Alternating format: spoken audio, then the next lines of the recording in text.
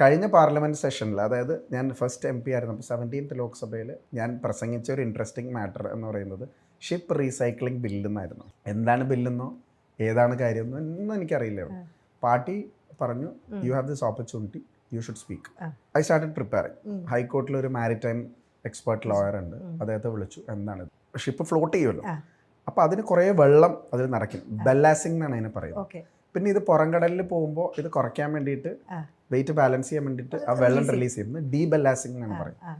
അപ്പോൾ ഇങ്ങനെ കുറേ ടെക്നിക്കൽ ടേംസ് ഉണ്ട്, ചില ഇൻ്റർനാഷണൽ ട്രീറ്റീസ് ഉണ്ട്. അപ്പോൾ ഈ ഷിപ്പ് റീസൈക്ലിംഗ് ബില്ലെന്ന് പറയുന്നത് ഒരു ഷിപ്പ് പൂർണ്ണമായിട്ടും ഈ ബ്രേക്ക് ചെയ്യുന്ന, അതിനെ ഡിസ്മാൻറ്റിൽ ചെയ്യുന്ന ഒരു പ്രോസസ്സാണ്. അപ്പോൾ പൊല്യൂഷൻ ഉണ്ടാവും. അപ്പോൾ ഗുജറാത്തിലെ അലാങ് എന്ന് പറയുന്നത് ഇന്ത്യയിലെ ഏറ്റവും വലിയ ഷിപ്പ് ബ്രേക്കിംഗ് ഈ സ്ഥലമാണ്. അപ്പോൾ ഈ ഷിപ്പ് ബ്രേക്ക് ചെയ്യുമ്പോൾ പൊല്യൂഷൻ ഉണ്ടാവും. അപ്പോൾ major countries like Japan, China, ഇതുപോലുള്ള രാജ്യങ്ങളൊന്നും ഈ ഇൻ്റർനാഷണൽ ട്രീറ്റിയിൽ ഒപ്പിട്ടിട്ടില്ല. അപ്പോൾ ഇന്ത്യ ഇൻ്റർനാഷണൽ ട്രീറ്റിയിൽ ഒപ്പിട്ട് ഈ ഇൻഡസ്ട്രിയിലേക്ക് വരികയാണ് സ്ട്രോങ് ആയിട്ട്. അപ്പോൾ അതാണ് ഈ ബില്ലിൻ്റെ സാരാംശം. പക്ഷേ എനിക്കന്ന് തോന്നിയ ഒരു സന്തോഷം എന്ന് പറയുന്നത്, നമ്മളിത് പഠിച്ചു പോയി പറഞ്ഞപ്പോൾ ബാക്കിയെല്ലാവരും ഒരു പരപ്പിൽ സംസാരിച്ചപ്പോൾ മിനിസ്റ്റർ വാസ് ലിസ്ണിങ്. അയാൾക്ക് ഹിന്ദി മാത്രമേ അറിയുള്ളൂ, ഞാൻ ഇംഗ്ലീഷിൽ സംസാരിച്ചു.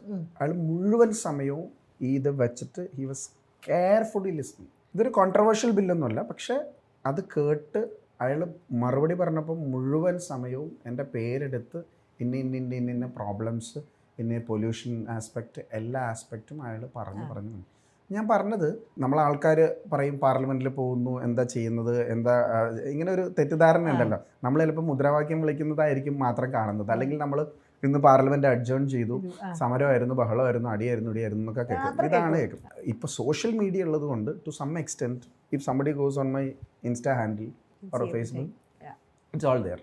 ഞാൻ പറഞ്ഞത് ഒരു പ്രിപ്പറേഷൻ പറയുകയാണ്. അപ്പോൾ ആ ദിവസം വൈകുന്നേരം ചിലപ്പോൾ നമുക്ക് വേറെ വല്ല ഉണ്ടാവും, ഇതായിട്ട് ബന്ധപ്പെട്ട് കോൺസ്റ്റിറ്റ്യുവൻസി ആയിട്ട് ബന്ധപ്പെട്ടുള്ള ആളുകളുടെ സംഘടനകളുടെ എംപ്ലോയീസ്, BSNL, പെട്രോളിയം, അങ്ങനെ ഇൻഷുറൻസ് കമ്പനീസ്, LIC.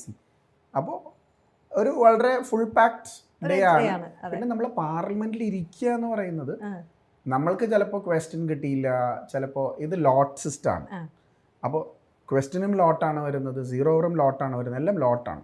പിന്നെ അഡീഷണൽ ആയിട്ട് സ്പീക്കർ സ്പെഷ്യൽ പെർമിഷൻ തരണം. അപ്പോൾ ഇതൊന്നും കിട്ടിയില്ലെങ്കിലും we have to sit in the parliament, spend time, understand the rules and procedures, എന്താണെന്ന് മനസ്സിലാക്കണം. പക്ഷേ I found it very interesting.